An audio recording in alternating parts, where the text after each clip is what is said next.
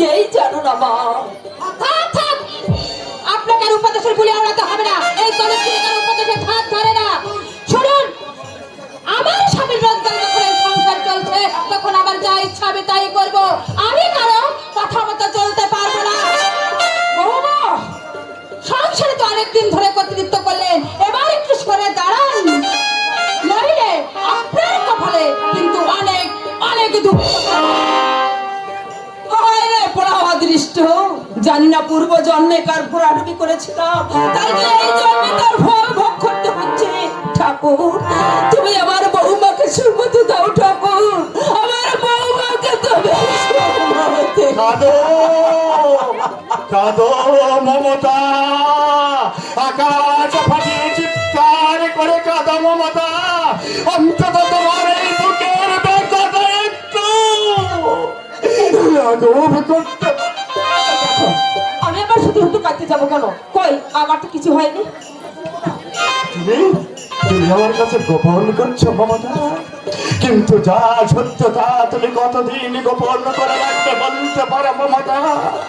ভেতরের দাগ তোকে ক্ষত থাকে মমতা, বাইরে প্রলোভ দিয়ে ঢেকে রাখা যায় মমতা, কিন্তু একদিন না একদিন তা ফুটে বেরিয়ে আসে।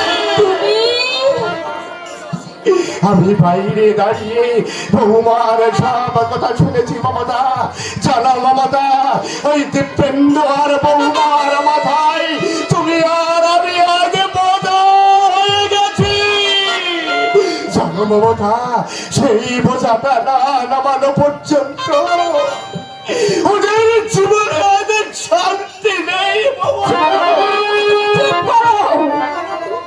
কেন কেন এমন হলো বলতে পারো মমতা? আমার এই সংসারে নেমে এলো ঈশ্বরের করালো বিশ্বাস।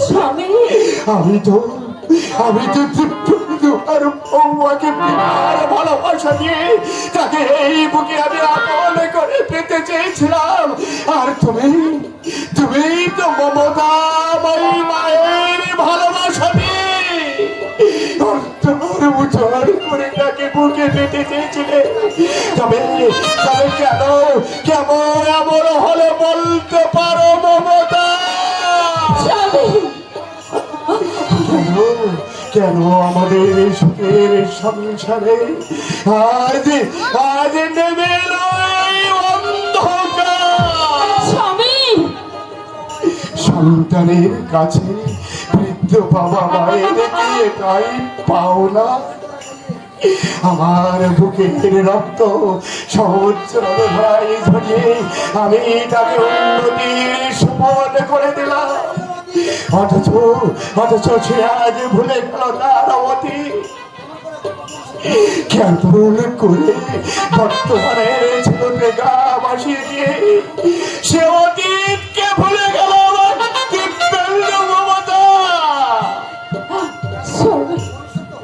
তার বিবেক, তার মনুষ্যত্ব একটি বার ধিক্কার দিয়ে উঠল না, মৃত্যু হয়ে গেল মমতা।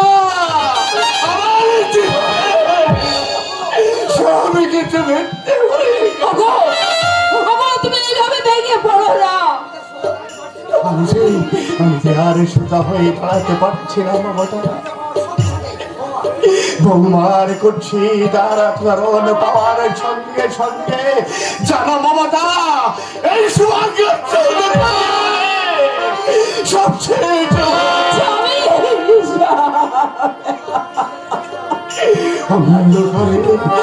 মাঝে যে আশার আমি দেখেছিলাম তা আমার জীবন থেকে সব শেষ হয়ে গেল।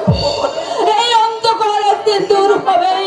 দীপেন্দু আর বৌমা ওরা একদিন না একদিন ওদের ভুল ওরা বুঝতে পারবে। না মমতা না, যে আমারই কর্মফল, এই শাস্তি যে আমাকে পেতে হবে, তা না হলে যে আমার পিতার অভিশাপ মিথ্যে হয়ে যাবে। কি বলছো তুমি মমতা? 30 বছর আগের একটি ঘটনা তোমার আমার মনকে কুড়ে কুড়ে খায়। বিয়ের রাত্রে যখন মমতা একটিবার চিন্তা করে দেখো, বিয়ের রাত্রে